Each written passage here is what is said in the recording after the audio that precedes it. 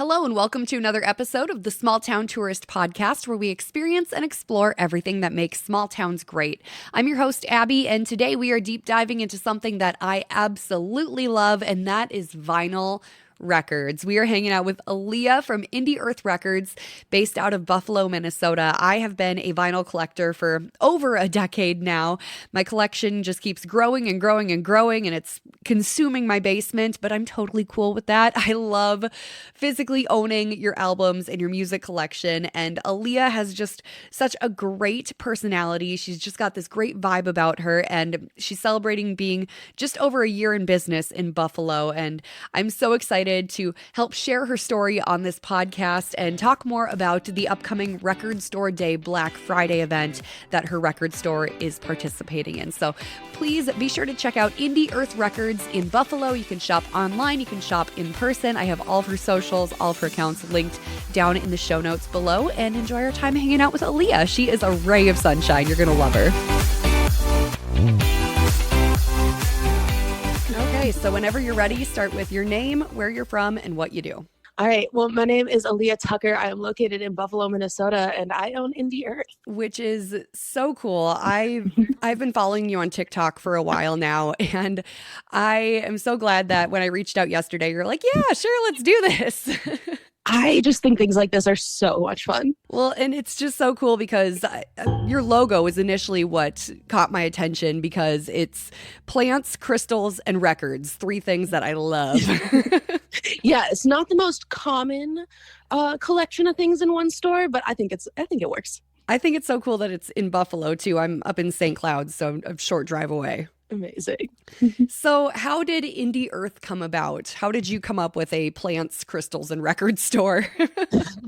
Well, genuinely, what happened was the space became available, and I was able to know about it like before it became publicly available. And so me and my family were sitting around, we're like, oh, what would we want to see in Buffalo? And obviously I was like, well, we don't have any like houseplant stores, and we definitely don't have a record shop.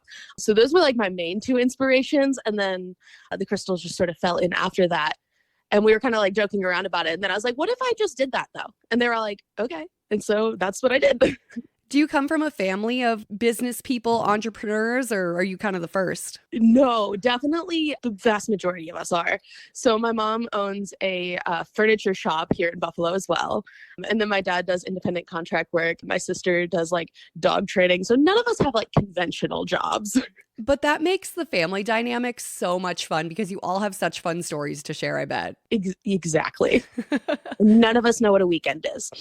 Well, and it's just so cool that you do have people in your corner going, yeah, well, why not? Just give it a try, give it a go. And you have those people in your corner to kind of guide you on that journey. Exactly. Like anything I didn't know about running a business, one of them has to. Exactly. So what's kind of your background then? So I actually went to school for audio production and engineering. So I'm an audio engineer, which if you don't know what that means, that's totally okay. Most people don't. If you've ever seen like the big fancy recording studios and like pictures, videos, movies, whatever, I know how to do all that. That is so cool. I'm a radio DJ by trade. So like you do know what I'm talking about. I do, but most of my listeners don't. So I'm speaking your language, but it's not very common to the average person.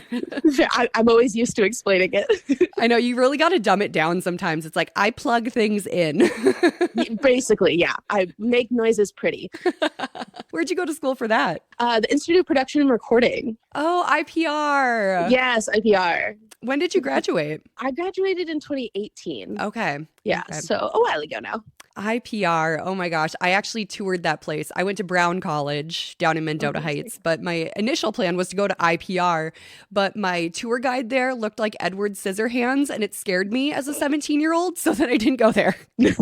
That's fair. Oh man, that's so cool that I've never actually talked to someone who graduated from there. So this is very full circle for me.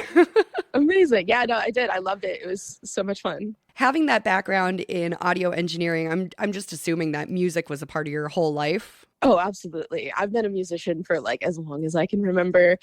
So it made sense to me to go like the production route. I'm a very like techie person. I really like to just make it sound good. You know what I mean? Yeah. And then with that, I kind of learned in college just like about records and all of that because I'm of a generation that we didn't really listen to a lot of records. But in college, I like learned and I fell in love with them. So I was like, this is awesome. So that's sort of what led me to the record shop portion.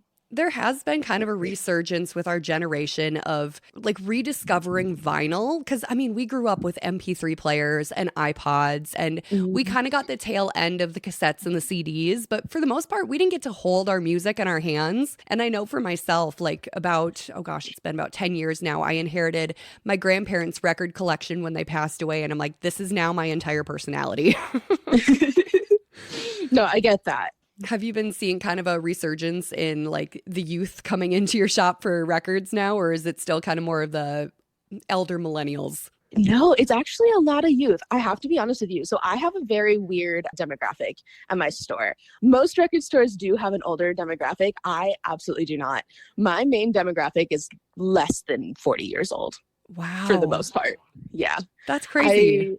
We do have some older folk in there. I love them dearly, but I would say the vast majority of people buying records in my store are under the age of 40, maybe even 35. Well, and like you can kind of tell that from I'm on your website and I've been on your website time and time again. And the scrolling banner right now is Katy Perry. We got Troye Sivan in there, Taylor Swift. I'm seeing Olivia Rodrigo, the Wednesday soundtrack. So yeah, that's skewing a little bit younger. It absolutely is, which I think is very fun. I'm like kind of introducing a lot of people to their first records right now. And it's very cool for me. Oh, that is so sentimental because we all have that memory of like the first record or the first CD we hold in our hands. And it's just so special and nostalgic and you never get rid of it. Right. And I just love it. I think it's so much fun. I got to ask you, what was that first album for you? What was that one that you held in your hands and you're like, I love this? Okay. The first album I got like on release day was Taylor Swift's Red in 2012. Oh my gosh. Yeah. So before then I had like all her other albums. So those are always like my cherished ones for sure.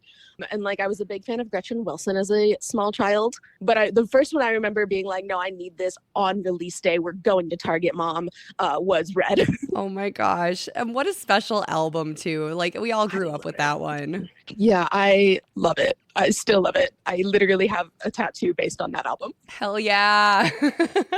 For me, the release day album, my first one was the Hannah Montana soundtrack.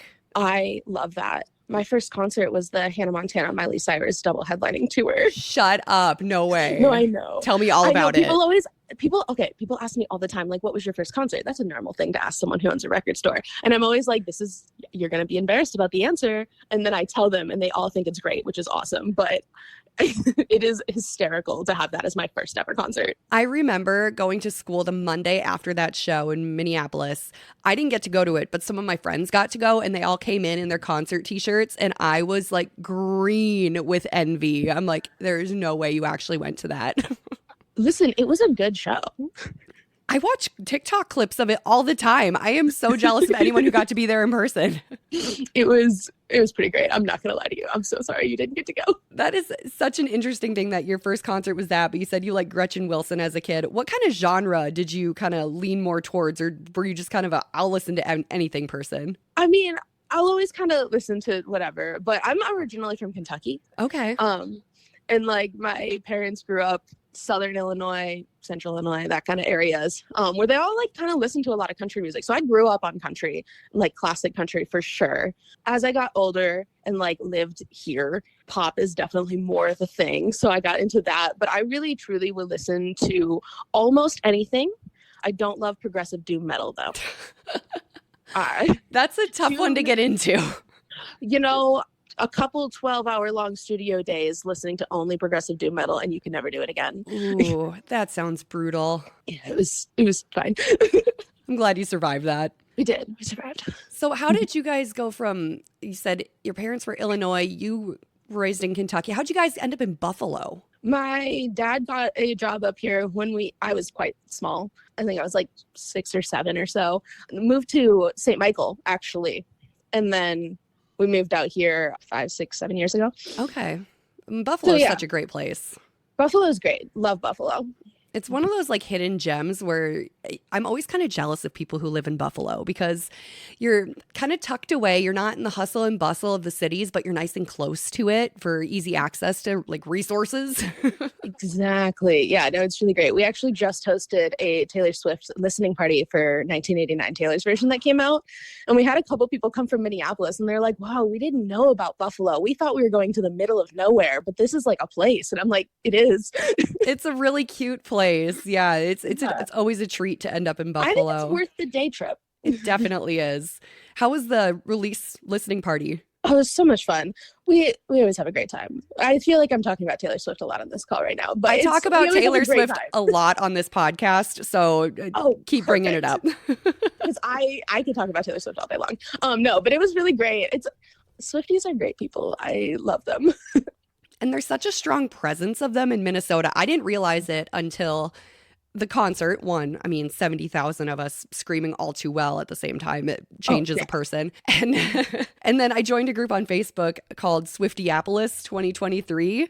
I am genuinely in the same Facebook group. Yes. Oh my gosh. It's so great. Like I didn't realize how many wonderful Taylor Swift fans exist in the state of Minnesota. Yeah, it's absolutely great. So how many people did you guys have at the release party? I think we had 25 to 30-ish. Ooh. I don't count. It's a good crowd. Yeah, which I have physically, our store is quite small. So this was great. Out of all of the new Vault tracks from 1989, which one's your favorite? Oh, it is way too soon to ask me that. What's your favorite right now? We'll go with that. Right now, it's Now That We Don't Talk. I think that's one really good one. It's so good. It's her shortest song ever. Is it really? It is. It's less than 3 minutes, which is not common in the singer-songwriter world. Artists that write their own music have a tendency to write really long songs, and they're constantly getting told to shorten them down. So this was a big deal. Wow, I didn't realize that was her shortest song. It was. I guess I've just been listening to it on a loop, so I don't realize it's so short. Fair. It feeds into itself really well. Yeah, for sure.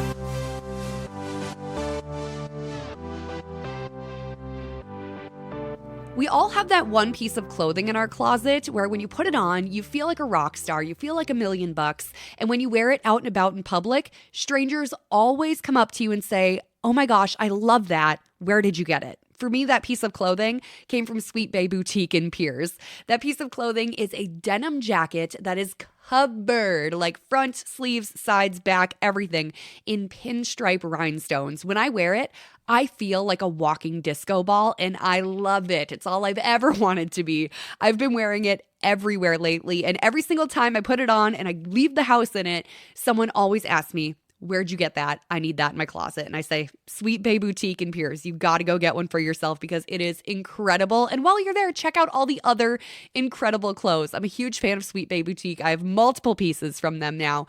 And everything just makes me feel incredible. Like I put their clothes on and I just feel like I am the version of myself that I'm meant to be. Whether you're looking for something sparkly and flashy like a rhinestone covered jacket, or you're looking for a dress to wear to a wedding, a blazer to wear to work, athleisure wear, they got it all, and it's all at a reasonable price, and it's all locally owned and operated. You got to check out Sweet Bae Boutique for all of your holiday shopping this year. You can shop them online, shopsweetbaeboutique.com, or you can find Sweet Bae Boutique on Facebook. Just type in Sweet Bae Boutique, or at Sweet Bae Boutique LLC on Instagram. I also have all the details linked in the show notes below. Check out Sweet Bae Boutique for that next statement piece that you're looking for, or your everyday wear.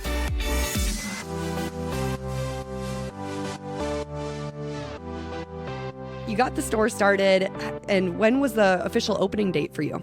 So we opened September 7th of 2022. Oh, so we're just over a year now.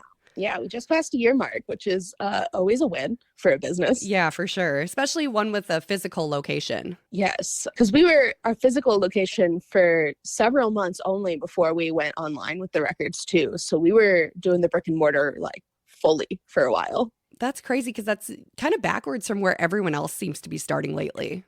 Yeah, it is. I think I've done everything just a little bit weird, but it's all worked out. So, There's something to be said for carving your own path. Exactly. You can definitely say it's a unique business model. So, what's it like from going, okay, what if we opened this store to actually going about and like getting product in? Where do you go to buy records? So distributors mostly. Basically, here's like if you want to get into like the back portion of this, labels send the records to distributors. Record stores order from those distributors. There are some like record stores that like if you get big enough you can order directly from the labels. I am not that. So I'm ordering from my distributors and it's great.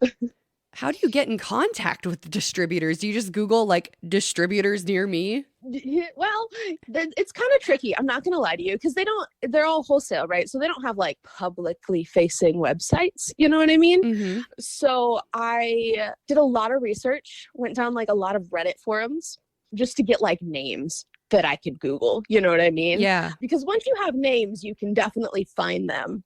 And getting approved was like a whole other process because a lot of them didn't want to sell to like a record store that hadn't opened yet, which like fair. That's a risk, right? Yeah, it's kind of a gamble, but it's fine.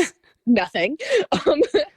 So I ended up making sure that I like really bulked out my social media and started doing like a really like good job on that so that when I was going to these distributors, and this was like before I even opened, I was like, look at what I can do though. Look at how official this looks. And that helped me. It's kind of one of those fake it till you make it situations. You know what? And it really was. It really was. And I did have like a personal connection in with like a big brand, Crosley, that does like a lot of audio equipment and stuff like that. So I was able to get an account with them pretty easily just because I like knew people there. That's pretty high up to be working with Crosley. I mean, yeah, a little bit, but it's a family friend, like was one of their like lead buyers. So I was like, hey, Jim, you want to help me out? And he all said about yes. who you know. Cool. It really is. The music industry is truly all about who you know the whole time. That's insane. So you had your opening day, and then what has response kind of been like just in person and online this past year? Really, really good. I was unsure when we first opened our doors because this is a place like you really don't find anywhere, let alone in Buffalo, Minnesota. So it was definitely like branching into new territory, but the community has been like so receptive. I've heard a lot of really great things, and that's always a win for me. So I guess if people don't like it, they're not telling me, and that I'd like to keep it that way. They can keep those thoughts to themselves. Exactly. I don't want to hear it. Thank you. So you do some fun TikTok packing videos. Yes. How did that come about? Just did it happen by accident, or did you always plan to do that kind of thing? Is the wonderful world of TikTok is you never know where it's going, right?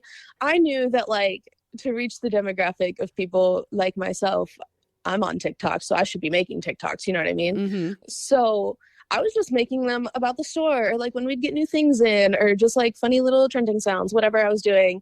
And then Record Store Day in April happened because there's two big Record Store Day events. And so the April Record Store Day was the first one I could participate in. I got approved for all of that. And I started making videos about that. The thing about Record Store Day is it's a absolute huge event for the record community and people who like already know and love vinyl. They're well aware of this event. The people who didn't totally know about this event were the younger people just getting into it. So I was making TikToks, someone who's around their age, telling them about this thing that they're newly getting into, and people loved that. And the TikTok started doing really, really well. And I was like, oh, we should be online now. So that's when we created like the website, followed right there in June, and we just kept making TikToks about it and people kept liking them. That's awesome. Did you get like the Taylor Swift Record Store Day release and all that? Were you? I did. So what the thing that happened though is that we ordered the records for Record Store Day like long before the event. So I had all of the records like ordered, had them in for weeks. You can't really order more after that. Okay. Then the TikTok started doing well. So I definitely didn't order enough, but we learned. Yeah. I mean, it's all a learning curve your first year, especially. Exactly. So, you know, it can only get better from here, you know.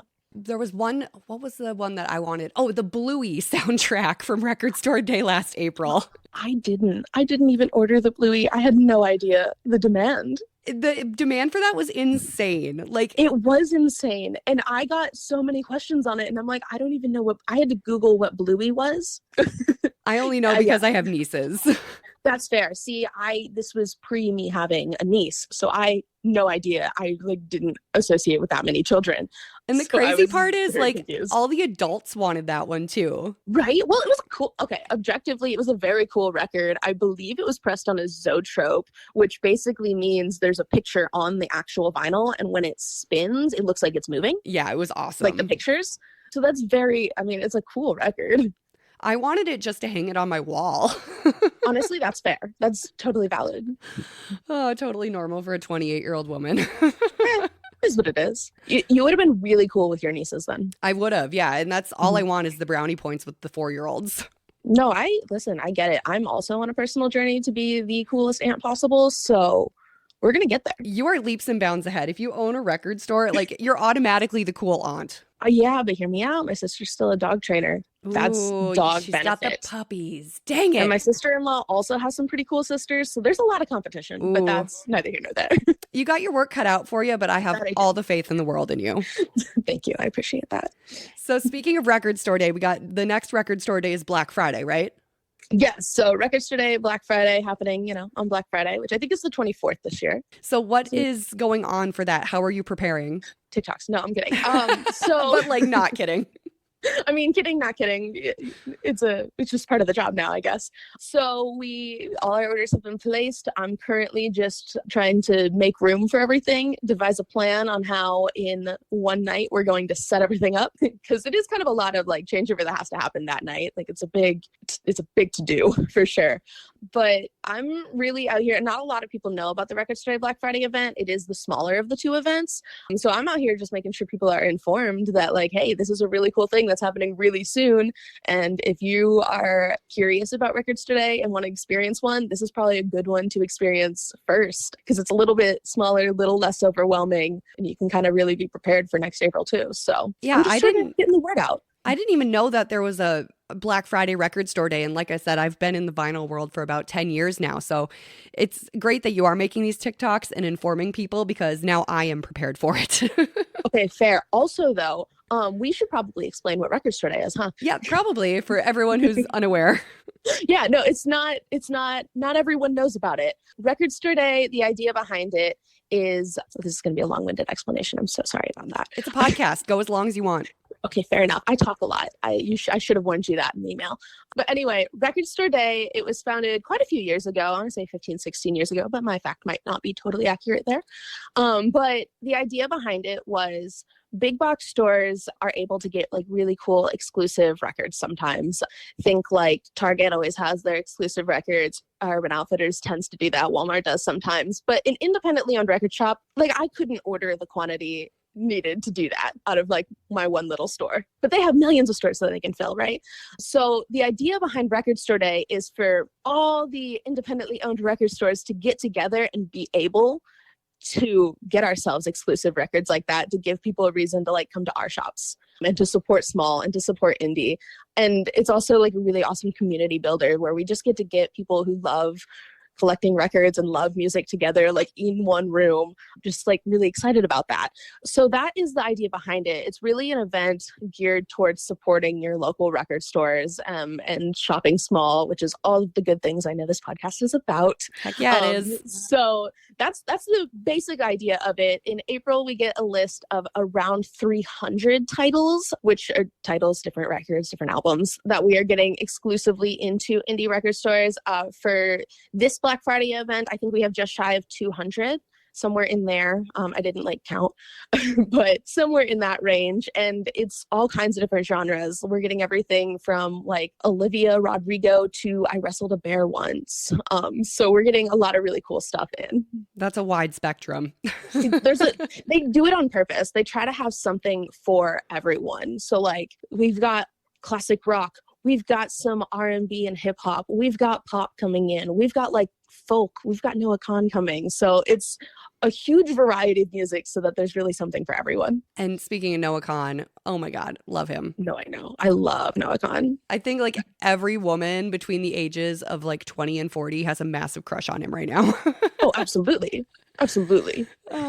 So how do you look? You see, you get this list in the mail or email, whatever it comes in. How do you decide what you're going to bring into your store? Great question.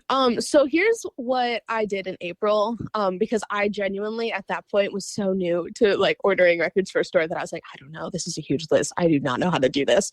So what I did is I made a Google form and I typed out every single record on that list and I sent it to all of my social medias. And I'm like, customers, tell me what you're looking for so I know how to order this.